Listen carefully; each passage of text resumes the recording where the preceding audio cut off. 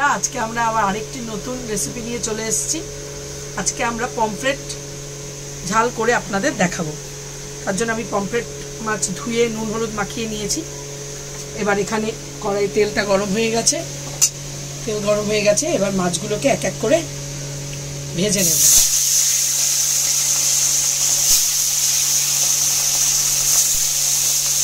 মাছগুলো ভাজা হতে থাক। জন্য আমি কি মশলা নিয়ে নিয়েছি, এখানে আমি পেঁয়াজ বাটা পরিমাণ মতো নেবেন, যার যেরকম পরিমাণ মাছ সে সেরকম ভাবে মশলাটা নেবেন।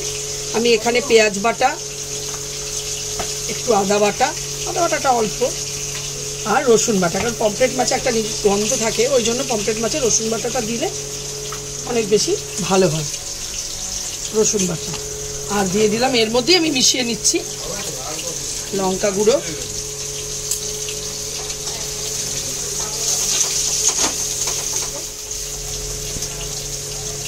একটু জিরে গুঁড়ো,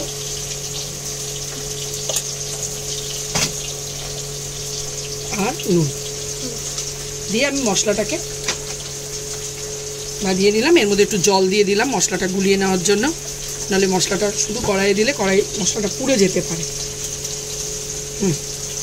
দেখুন মাছগুলো আমি খুব কড়া করিনি, কড়া করলে মাছটা শক্ত হয়ে যাবে। মাছগুলো ভেজে নিয়েছি।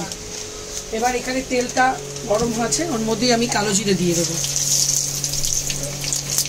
কালো জিরে দিয়ে দেবো, আর যে মশলার পেস্ট আমি বানিয়ে রেখেছিলাম সেটা এর মধ্যে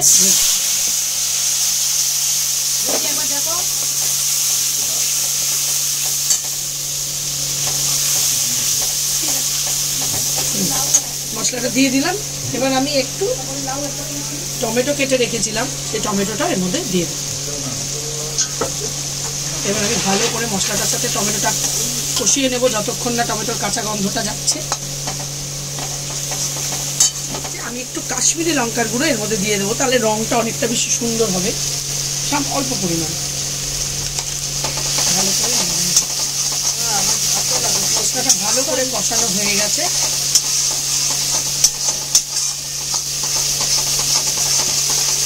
এবার জল দিয়ে দেবো।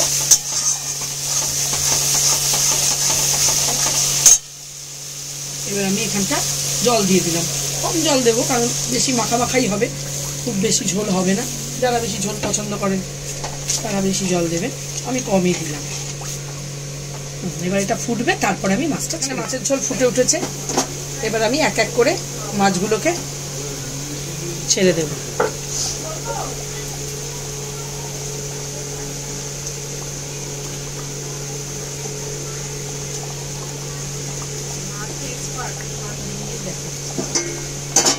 ছেড়ে দেব।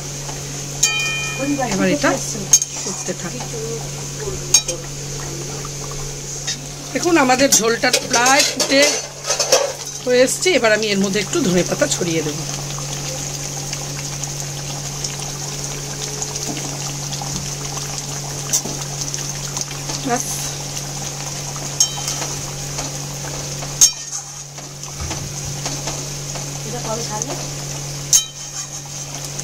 দেখুন আমাদের পমফ্রেট প্রায় রেডি। এবার এটাকে নামিয়ে ফেলবো। মাছের ঝাল একদম রেডি, দারুণ লাগবে। আপনারা যারা পমফ্রেট পছন্দ করেন তারা এইভাবে বাড়িতে বানিয়ে খাবেন। আশা করছি আপনাদের রেসিপিটি পছন্দ হবে। আমাদের ভিডিওটি যদি আপনাদের ভালো লেগে থাকে তাহলে like, comment, share, subscribe please করে দেবেন। আপনারা ভালো থাকবেন, সুস্থ থাকবেন। নমস্কার।